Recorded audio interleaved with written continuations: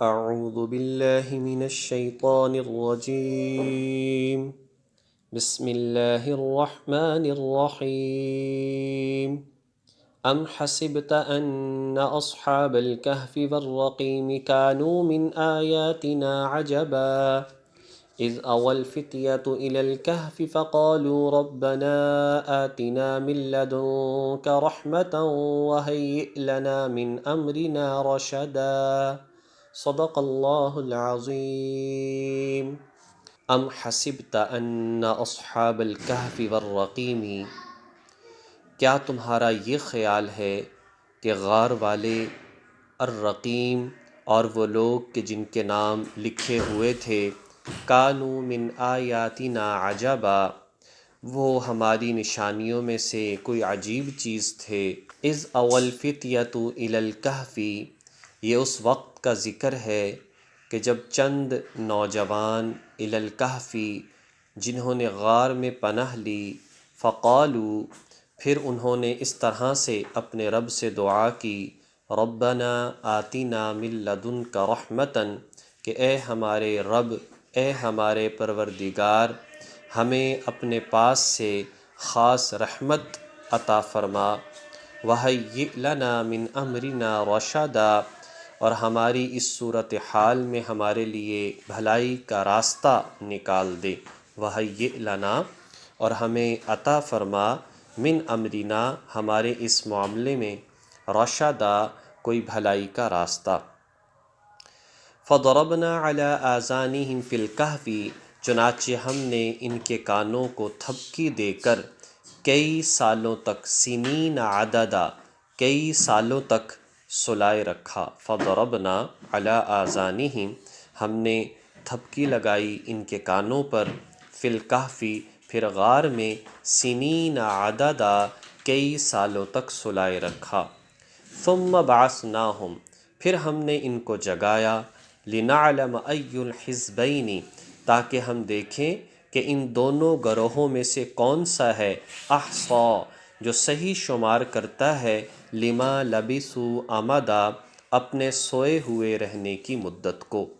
جیسا کہ اس سے قبل عرض کیا تھا کہ اس سورہ مبارکہ میں اللہ رب العزت نے اصحاب کہف کا واقعہ بھی ذکر فرمایا ہے. اس کا تفصیلی واقعہ اگلے جو رکوع آ رہے ہیں ان میں آ رہا ہے. یہاں پر صرف اتنی بات سمجھ لینی چاہیے کہ چند نوجوان تھے جو اپنے دین ایمان کو بچانے کے لیے ایک وہاں اپنی بستی سے نکلے اور انہوں نے ایک غار کا رخ کیا. یہاں پر جو الفاظ آئے الرقیم، یہاں سے مراد یہ بھی ہے، مفسرین نے فرمایا کہ جو ان کے ساتھ کتا تھا یہ اس کا نام ہے، اور بعض نے فرمایا کہ الرقیم سے مراد تختیاں ہیں کہ جن پر ان کے نام لکھے ہوئے تھے. جب یہ وہاں سے بالکل غائب ہو گئے تو اس وقت ان کے نام لکھوا کر آس پاس کے جو تھانے وغیرہ تھے ان میں دیے کہ یہ لوگ لاپتہ ہیں، ان کی تحقیق کی جائے. اور یہاں پر یہ بات ارشاد فرمائی کہ کیا تم تعجب کرتے ہو اس بات پر کہ اللہ نے انہیں سلائے رکھا؟ اس سے زیادہ تعجب والی بات اس کائنات کی تخلیق ہے کہ اللہ تعالیٰ کی ذات نے کیسے بغیر اسباب کے ان کو پیدا فرما دیا.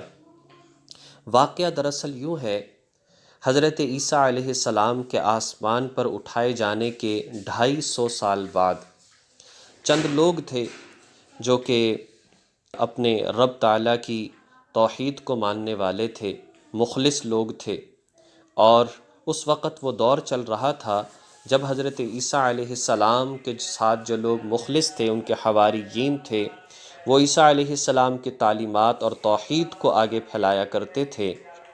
اور اس وقت کا ایک بادشاہ تھا دقیانوس، جو بادشاہ بڑا ظالم تھا، جابر تھا، کٹر قسم کا مشرک تھا، اور اس کے دفتر میں یہ لوگ کام کرنے والے تھے. 6 افراد تھے، وہاں پر ملازمت کیا کرتے تھے، آپس میں گہرے دوست تھے، اور پادری سے انہوں نے توحید، رسالت، آخرت کو سیکھا تھا، اسی پر قائم تھے. لیکن پھر یہ ہوا، یا نبی علیہ السلام کی ابھی پیدائش نہیں ہوئی تھی، پہلے کا واقعہ ہے. اور بعض نے ان کے نام بھی ذکر فرمائے کہ ایک کا نام یملیخا، ایک کا نام مکسل مینا، اور تیسرے کا نام مشلینا، اور چوتھے کا نام مرنوش، اور پانچویں کا نام برنوش، اور چھٹے کا نام شازنوش۔ یہ نام جو ہے وہ ذکر فرمائے ہیں، جو کہ ذخیرۃ الجنان ایک تفسیر ہے، لیکن بہرحال چونکہ اس سے کوئی تعلق نہیں کہ نام صحیح طور پر معلوم ہونے چاہیے، تو بادشاہ کو پتہ چلا کہ چند نوجوان ہیں اور وہ کسی اور عقیدے پر ہیں، اس لیے کہ بادشاہ تو اس وقت کا مشرک تھا۔ چنانچہ اس نے جو ہے ان کو بلوایا اور کہا کہ تم نے اپنا عقیدہ بدل لیا ہے؟ تو انہوں نے کہا کہ دیکھو، جس شرک کو تم ماننے والے ہو، کیا اس شرک پر کوئی دلیل تمہارے پاس موجود ہے؟ چنانچہ اس نے جو ہے ان نوجوانوں کو مہلت دی اور کہا کہ دیکھو، تمہارے پاس یہ مہلت ہے، اگر تم اس وقت تک اپنے دین پر واپس نہ آئے تو تمہیں جو ہے سولی پر چڑھا دیا جائے گا اور سنگسار کر دیا جائے گا۔ چنانچہ انہوں نے سوچا کہ ہمارے پاس مہلت تو ہے، ہم یہاں سے نکل جاتے ہیں، اور یہ فجر کی نماز کے بعد جو ہے یہ وہاں سے نکلے، اور پہاڑی علاقہ تھا، انہوں نے ایک غار کا رخ کیا۔ راستے میں انہیں ایک چرواہا ملا، اور اس چرواہے نے پوچھا کہ بھئی تم کہاں جا رہے ہو؟ انہوں نے واقعہ سارا ذکر فرما دیا کہ ہم اس لیے جا رہے ہیں۔ اس کا نام جو مفسرین نے لکھا، وہ کہا کہ کفش تیتوش اس کا نام تھا۔ اس نے کہا کہ میں بھی اسی توحید کا ماننے والا ہوں۔ چنانچہ اس نے بکریاں چھوڑی، والدین گھر بار کو چھوڑا، وہ بھی ان کے ساتھ ہو لیا۔ اسی چرواہے کا ایک کتا تھا جس کا نام قطمیر تھا، وہ بھی پیچھے ہو لیا۔ انہوں نے بہت بھگانے کی کوشش کی لیکن وہ نہ بھاگا، پتھر مارے، آخرکار اللہ کے ذات نے اس کو زبان دی، قوت گویائی دی، اور اس نے کہا کہ جس رب کے تم ماننے والے ہو اسی رب کا میں بھی ماننے والا ہوں، میں تمہارے راستے میں کوئی رکاوٹ نہیں بنوں گا، تمہیں نقصان کوئی نہیں پہنچے گا، مجھے ساتھ رہنے دو۔ تو یہ بھی ساتھ ہو لیا۔ تو اس طرح سے یہ 7 آدمی اور 8واں ان کا کتا تھا۔ قرآن پاک میں الگ بھی ذکر فرمایا کہ تعداد کم یا زیادہ، لیکن بہرحال اس سے فرق نہیں پڑتا۔ لیکن اصل بات جو سمجھنے کی ہے، واقعہ تفصیلی تو آگے آ رہا ہے۔ اللہ تبارک و تعالیٰ نے انسان کے اندر ضرور فطرتی طور پر توحید کو رکھا ہے، حق کی طلب کو رکھا ہے، حق ماننے کی قوت کو رکھا ہے۔ انسان کوشش تو کر کے دیکھے اللہ کیسے اس کے لیے راستہ نکالتا ہے۔ تو کہا کہ اس واقعے میں کوئی تعجب کرنے کی ضرورت نہیں، اللہ تبارک و تعالیٰ تو اس سے بڑھ کر جو ہے وہ کرنے والا ہے۔ بہت سارے اس طرح کے معجزات، بہت سارے اس طرح کے واقعات موجود ہیں جسے اللہ کی کبریائی سمجھ میں آتی ہے، اللہ کی قدرت سمجھ میں آتی ہے، اور انسان کا عقیدہ مضبوط سے مضبوط تر ہوتا چلا جاتا ہے۔ ہمیں بھی اس بات کی کوشش کرنی چاہیے، یہ نوجوان کسی اور غرض سے نہیں، صرف اپنے ایمان، عمل، آخرت کی فکر میں جو ہے سب کچھ چھوڑنے پر مجبور ہوتے ہیں، بادشاہوں سے ٹکر لینے پر مجبور ہوتے ہیں، اور اپنے آرام، عیش و عشرت کو ترک کر دیتے ہیں، اور پھر مشکل حالات میں اللہ کی ذات سے دعا کرنا، اللہ سے رحمت مانگنا، مشکل سے نکلنے کا راستہ مانگنا، وہ بھی اس واقعے سے ہمیں سبق اور درس ملتا ہے۔